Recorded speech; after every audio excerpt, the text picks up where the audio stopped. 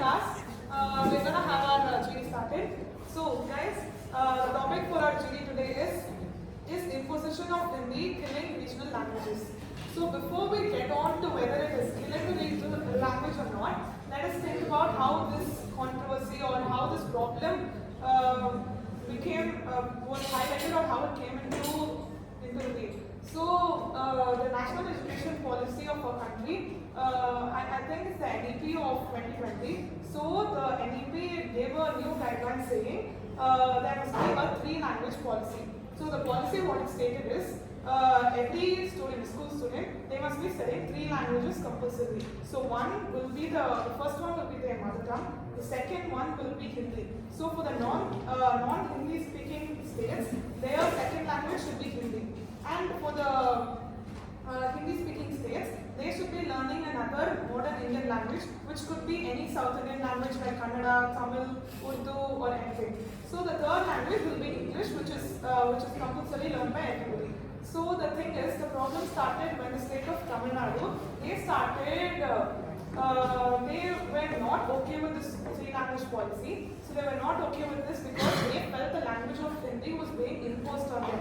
English is acceptable because they felt English is acceptable because in the corporate world or when you go abroad, English is very much required. But the imposition of Hindi, they felt it would kill the regional language. The use of the regional language, it might be reduced. So I think the ex-CM of Tamil Nadu, Anna Durai, so he said, no, Tamil Nadu state does not want this policy. So that's when the arguments and all the debates, everything started about this thing. So now you all can tell whether you all want this language policy or not, and how it's actually being killed. Does it actually kill the regional language? You all can Yes, actually, even the union government, they are also imposing many impositions. Now you can tell as they are generously spending a lot of money for imposing Hindi. Like even back then in 2009 and 10, they have spent around 350 crores just to impose Hindi on non-Hindi speaking states, and even the external affairs, former external affairs minister was Sushma Swaraj. She also told they are ready to spend 500 crores if they will make Hindi as an official language in the United Nations. And they also have an outlay in 2018 or 19.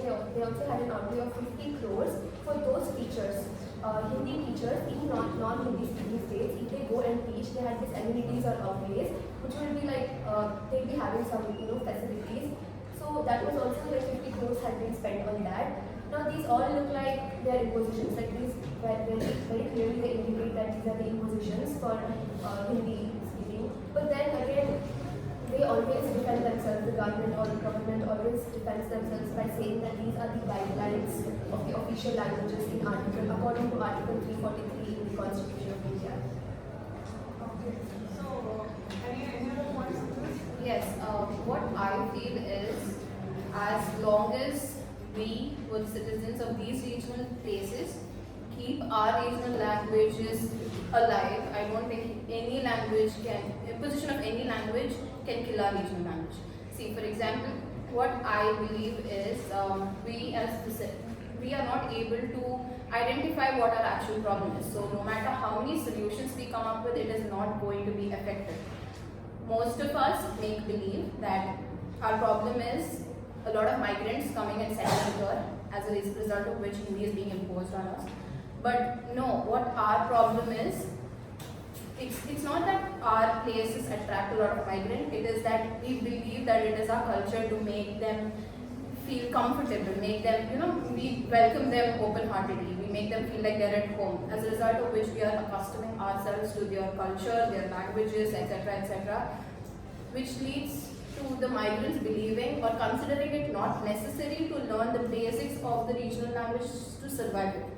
Okay, so also it is not just about the citizens, it's also the government that is responsible for this. For example, if our Prime Minister visits any small rural area or village in one of our states or the South Indian states, he's trying to convey a speech. But a lot of people are not able to understand the content of the speech. Okay. So what I am trying to say is, the government is taking up so much initiatives to bring in changes. So why don't you organize it in a proper way? Bring in a translator. Make sure every single person sitting in the audience is understanding what our Prime Minister is trying to convey. Okay, and it also, when it comes to this what we call government advertisements like the Swachh Bharat, Awas Yojana, then Jan Dhan Yojana, they're mostly advertised in Hindi languages. The Swachh Bharat and all this, the wordings are all made up in Hindi. So yes. that is difficult for us because we don't relate much to it. Yes, yes, some it's either language. Hindi or English. Whereas we see India is not completely illiterate. We have a lot of illiterates here, and the only way they are going to understand the initiatives taken up by the government is when they listen. And when they're listening to some language like Hindi, it's probably going to sound like Chinese to them. You cannot blame them. Okay, so when the government is taking up efforts, spending crores together on such, reformation that they're trying to bring in, they should at least make sure that it's reaching everyone out there on a larger scale. When you see an illiterate man dumping trash somewhere, you cannot blame him. That, even though it's a basic human instinct to keep your mother earth safe and all, he has to throw his trash. He can't keep it stocked up at his home. So, he is not understanding what the government is trying to tell. There are places how you should decompose your waste, how you should, segregate your waste. As long as he's not receiving these information rightly, you cannot blame him. So, I think it's a part of, it is the responsibility of the government to make sure it is reaching the people. So, as long as citizens and government take up equal initiatives to, make sure that regional languages survive, even if Hindi is becoming, very prominent or or a language spoken in a larger scale, I think everyone will be fine. Hindi won't become a language that, as you all know, Hindi, they're trying to make Hindi our national language. I don't think that will be possible as long as everyone is doing their part in this, agenda or this mission. Right, so in my opinion, the imposition of Hindi is definitely killing the regional languages. For example, we can take Marathi. Now, Maharashtra's native language is Marathi, but there's not one Marathi TV channel, at least not one that I could find, right? And most Marathi actors are acting in Hindi movies, and and they speak Marathi only in their houses. So as time passes by, people will stop. People won't be able to read and write in their language, right?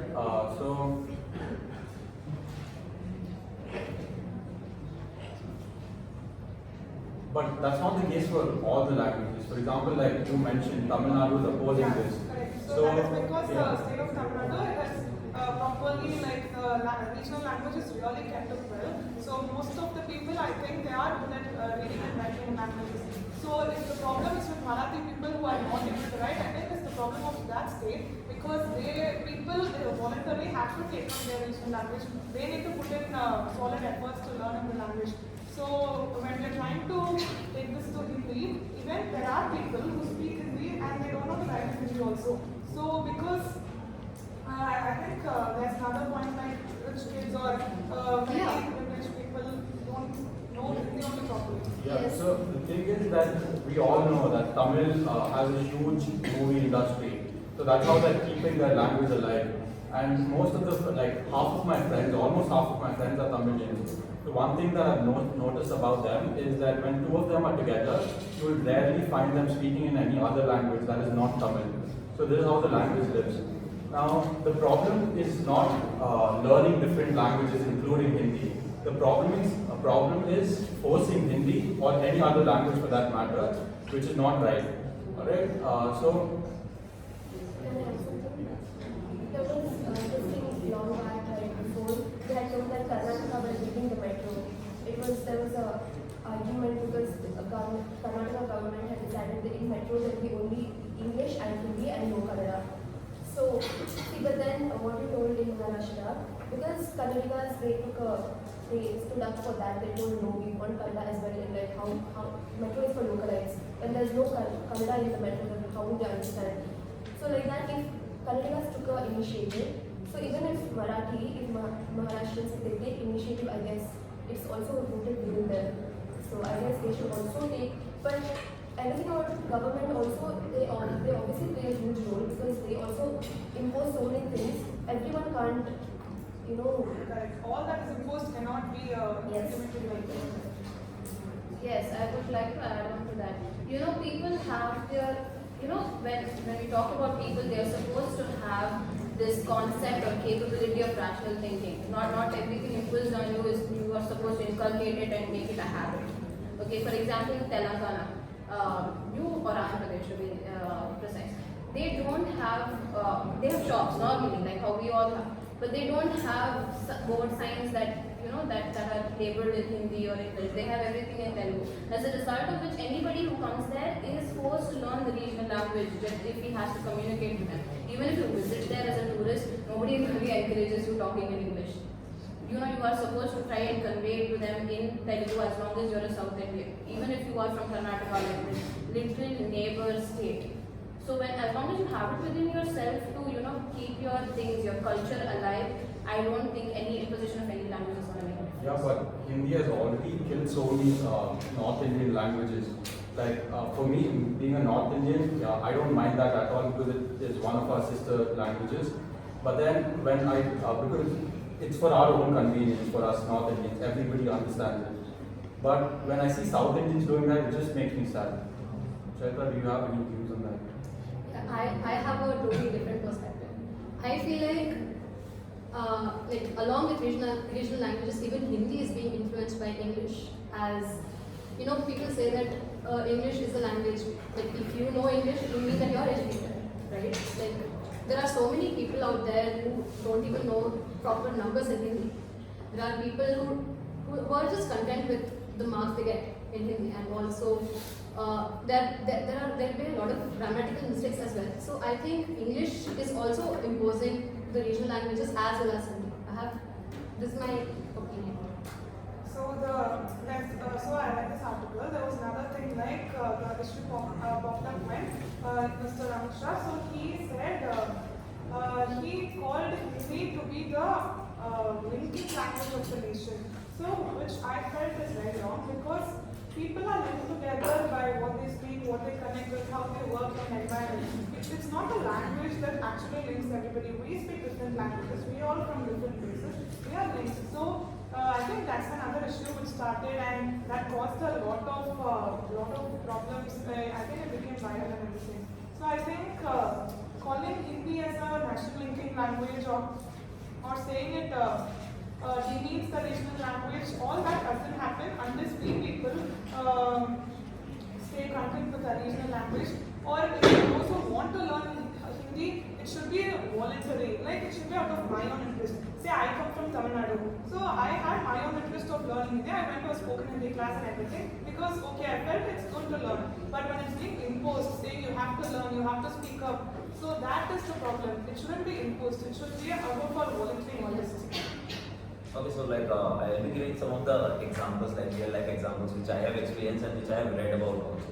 So most of you might know about this case in Delhi University, where a Bihari guy was there, and so some of his friends asked him, like, why your leg is muddy? So that guy told कि while I was coming, मेरा पैर कादा में गिर गया था. So कादा is not a Hindi, neither it's a English word. It's a more of Urdu Marathi word. So no matter how much whatever it imposes on you or something like that, you can never forget your regional languages. That one word or the other word which you are comfortable with in the regional language, you will always speak that. Also, next example for this might be the metro example which she gave.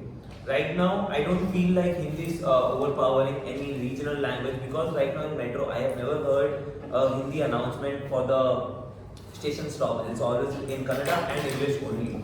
So I totally deny this fact that Hindi is overpowering in any regional languages or anything. So also example of mine which I went through in I reside in Assam basically, northeastern. So there we are supposed to learn as till class 8, like it's compulsory. So you should know the local language, but there was no compulsion for Hindi as such there. We had the option for Sanskrit, Hindi or any other state language in which you want to learn. But Assamese was compulsory there.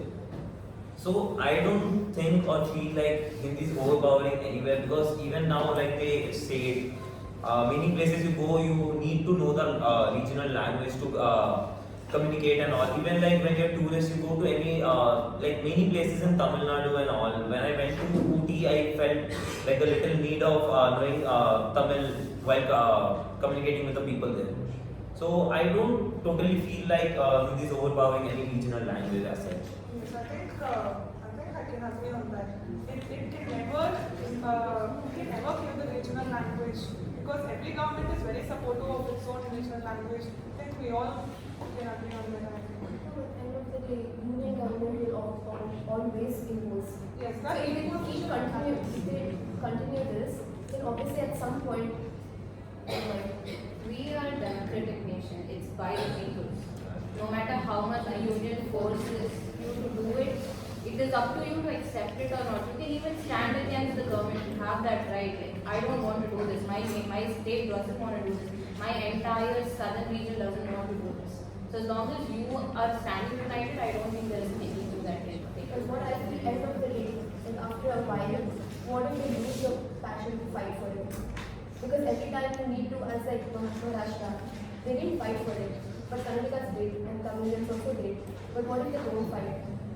See, What if they stop standing? when it comes to a nationwide thing, it's not about a state thing right now. Like what you are trying to say. It's not a state-wise thing. Like now it's like imposing Hindi all over India. 1,37 lakh people. You think, sorry, 137. We are talking about regional languages. It can be anything. Yeah, but like, no, what she's talking about is imposing Hindi as the national language. So in that, the whole nation will stand like against it. Yeah. So See, when But Assamese it's not about what is going to happen. It's about what has already happened. Like I said, it has already killed so many languages. So what about that now? I think,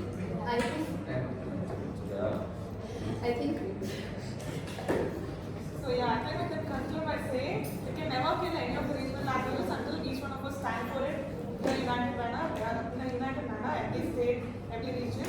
So I think yeah, Unity is the key. yeah, unity is the key. Regional languages. Okay. Okay, we can. Good job. Good job.